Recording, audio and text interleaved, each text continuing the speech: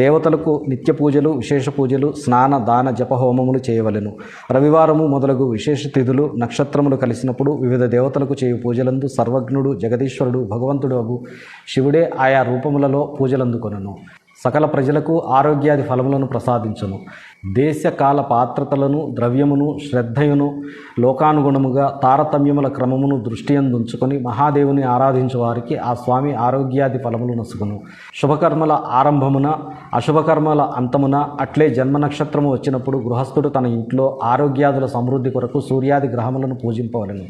దేవతలకు చేయు యజనము సకలాభీష్ట వస్తువులను ప్రసాదించునని దీని వలన సిద్ధమగును. బ్రాహ్మణుల దేవయజన కర్మ వైదిక మంత్రములతో జరగవలెను. శూద్రాది ఇతరులకు దేవయజ్ఞము తాంత్రిక విధానమును జరగవలెను.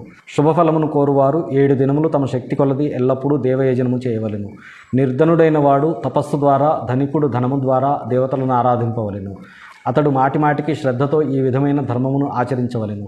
తత్ఫలితముగా ఆ వ్యక్తి పదే పదే పుణ్యలోకముల యందు వివిధములైన ఫలములను అనుభవించి మరల ఈ భూమి మీద జన్మించును. ధనవంతుడు ఎల్లప్పుడూ భోగసిద్ధి కొరకు మార్గములందు చెట్లను నాటి ప్రజలకు నీడను సమకూర్చవలెను. జలాశయములను త్రవించవలెను. వేద శాస్త్రములను ప్రతిష్ఠించుట కొరకు పాఠశాలలను నిర్మించవలెను.